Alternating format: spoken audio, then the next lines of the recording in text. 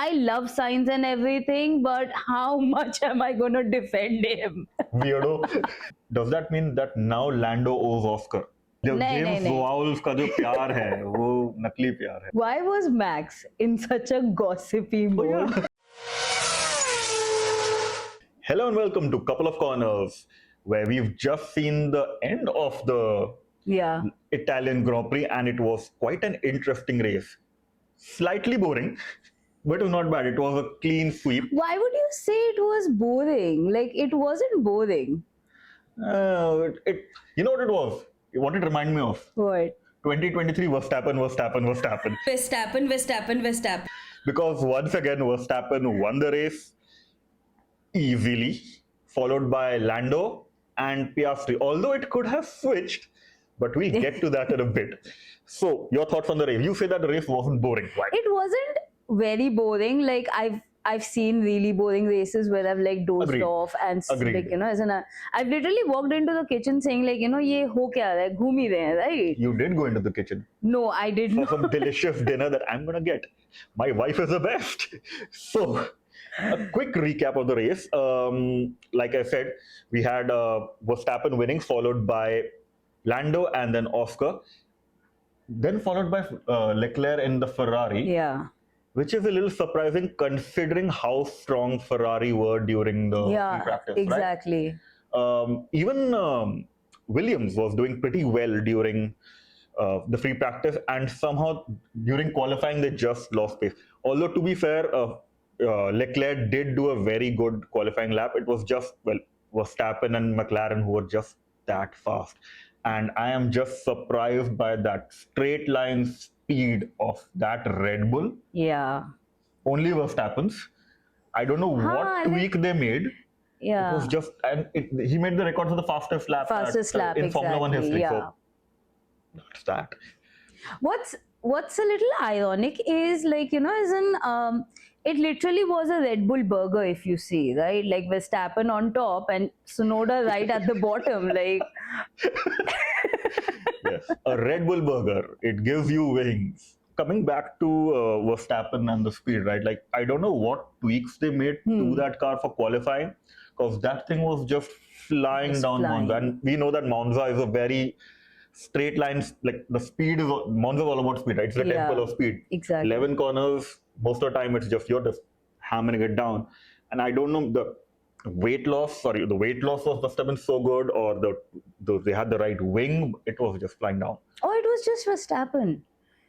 He probably is just back in his element, and like, he is a very good driver. That is true. Yeah. Like, there is no doubting Verstappen's speed. That is absolutely true. Let's talk about the Williams a little bit now. Yeah.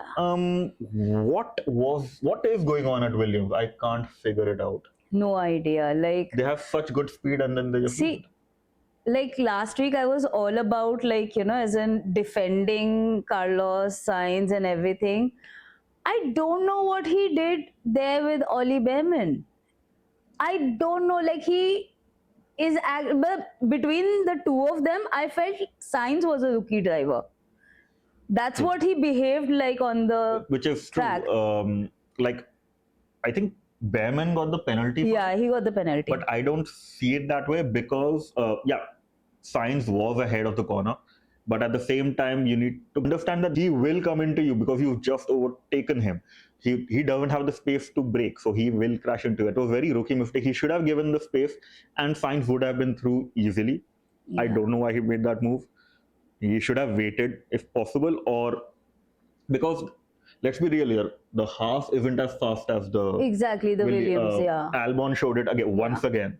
Albon has been on a streak and he's been doing a very good job. I think when they asked them to switch places, I told you, right? Like, as in, this doesn't seem fair and everything. But honestly speaking, Albon just goes ahead and like, keeps his head down, drives like, as in as smooth as possible, and like, as in he's getting the points. Like, I love Sainz and everything, but how much am I going to defend him?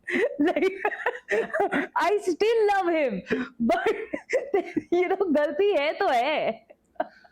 So does that mean Lawson is better? No, Lawson is still an.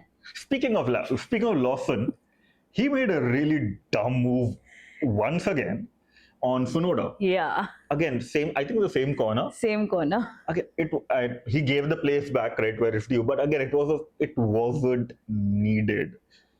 I don't know why that corner everyone was like a little too touchy feely. That's the first chicane. I don't know why they had to do that, but maybe again, I'm not there, so maybe it's something that I don't know. Maybe it's to do with the corner that you're supposed to, like, the spirits of the racers comes in and like bleh.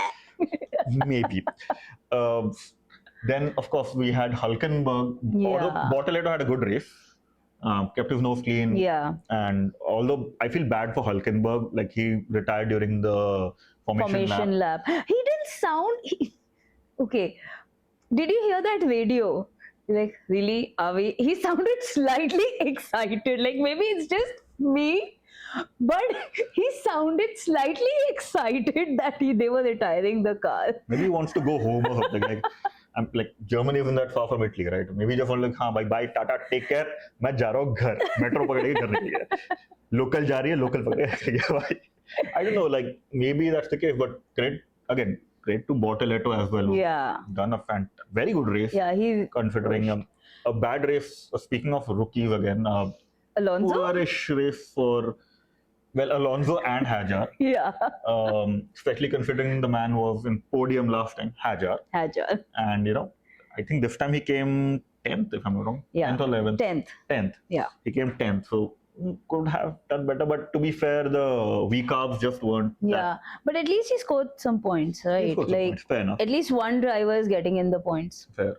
And now to the other rookie, Alonso. That suspension failure, because he's had a very strong. Yeah. Like that Aston Martin has been showing pace. Yeah. In Alonso's hands. But the suspension failure came out of nowhere. Yeah. Then we had a pretty good race from Hamilton, all things considered. Yeah. He started 10th. He finished 6th, I believe. 6th. Yeah, yes. 4th Leclerc, Russell, and then Hamilton. Yeah. So it's he had a 5-place grid penalty. Yeah. Theoretically, by that logic, he should have been fighting for a podium place. I doubt it, because those 3 cars in front were just too fast. They were just too fast too. There's nothing you can do about it. Speaking of the top 3, let's talk about the race start, wherein Verstappen showed why he is like. The one thing I really like about Verstappen is that he has read the rule book through and through, and he knows exactly what to do. So when he started the race, Norris was on the inside line, and one might argue that he pushed Norris off into the grass. Yeah. But Verstappen argued, no, my car was at the start line, my car was pointed straight at the apex. I just went straight. So theoretically, he wasn't wrong.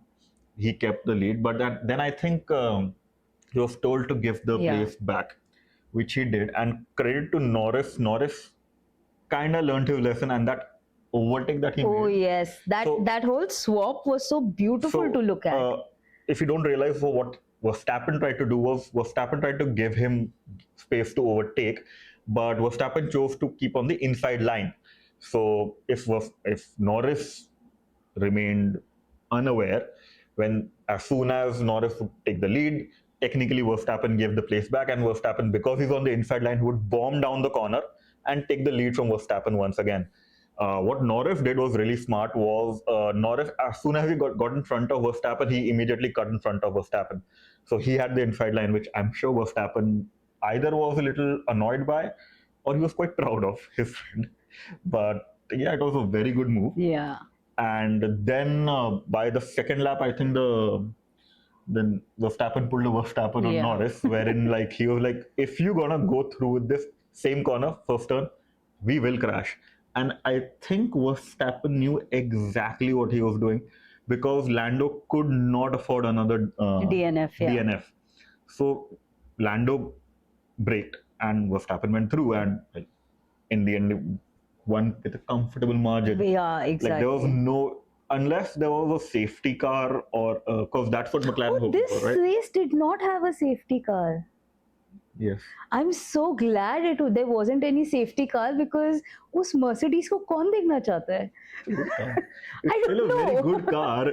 No, Aston Martin always. Well, can't argue with that. It is a very pretty car that has. Oh.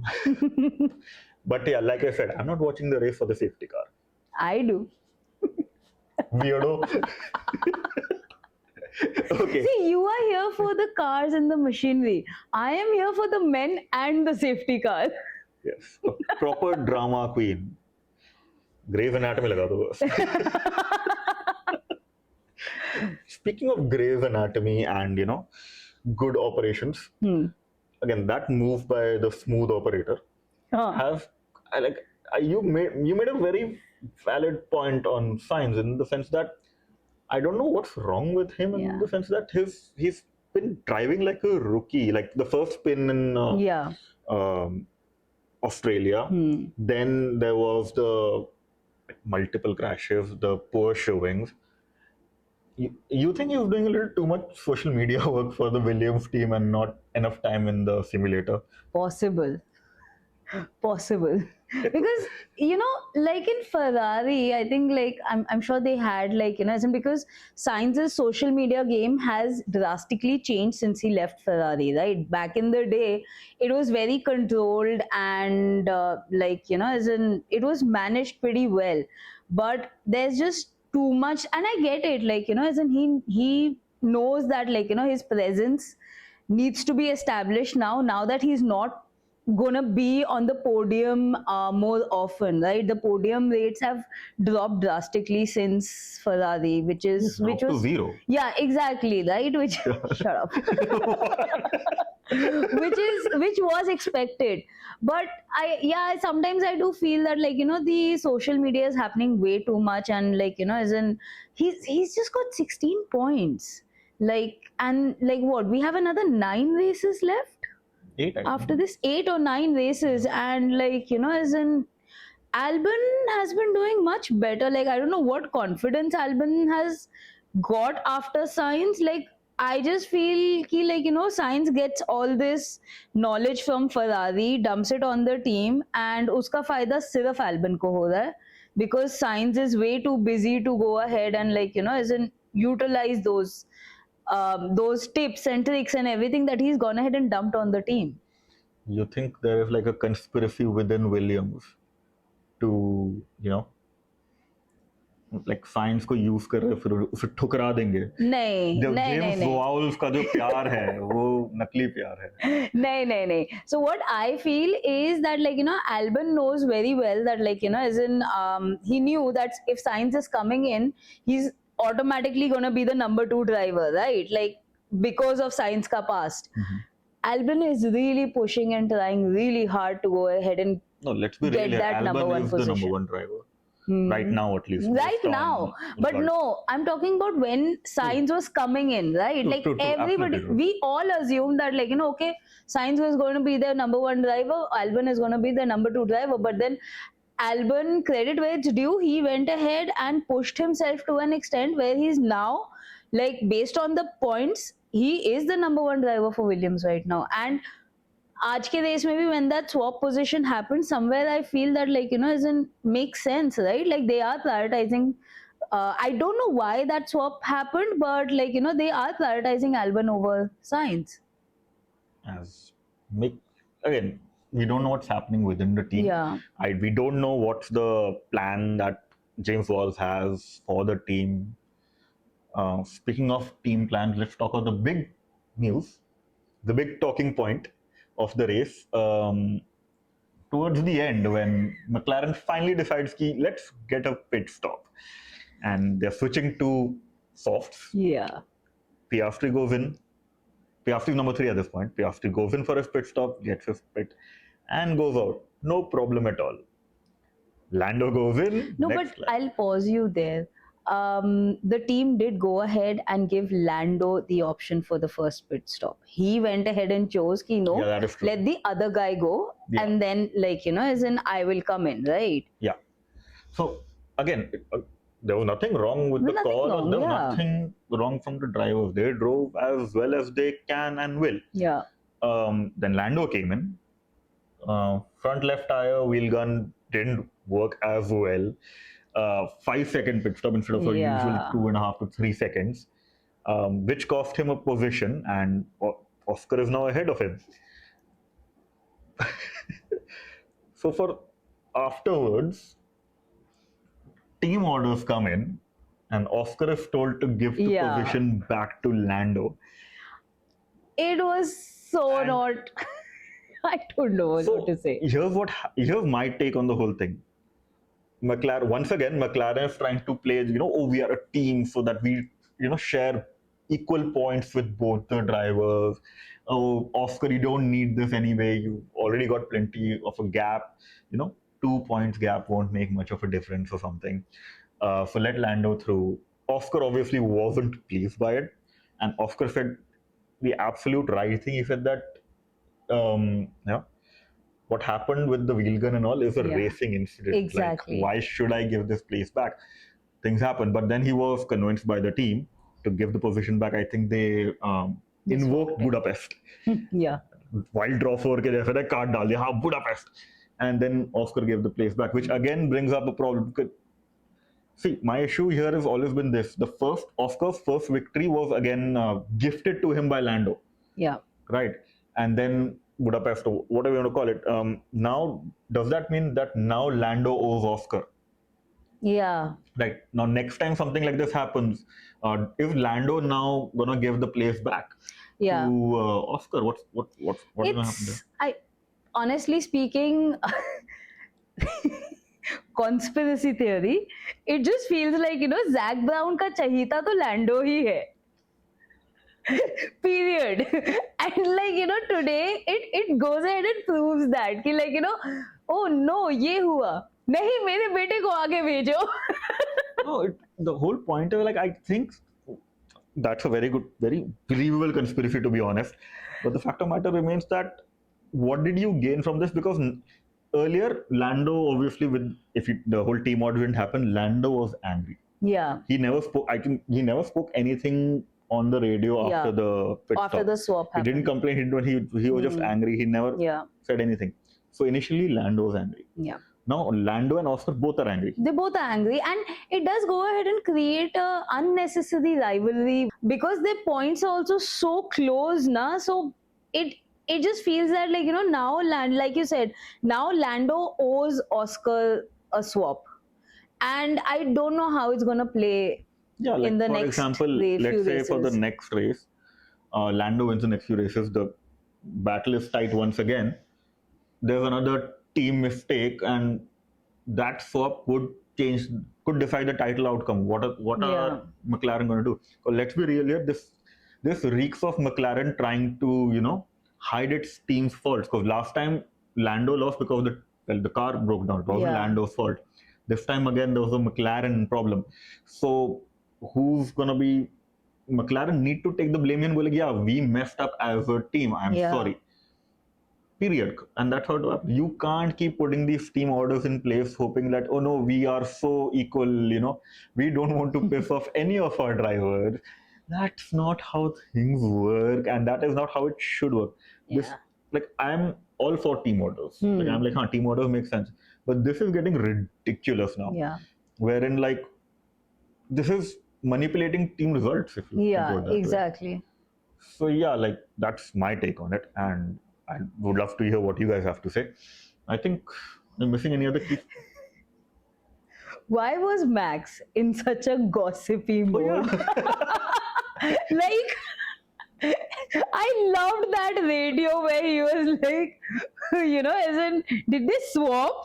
And then like, the team engineer is like, the race engineer is like, it's none of our business. And he was like, oh. Even then when they were told him, listen, Max, we are like, काफी lead में आराम से चल. He was like, हाँ, मैं आराम से push करूँगा. Like, yes, very Max. Like, I kind of wish that.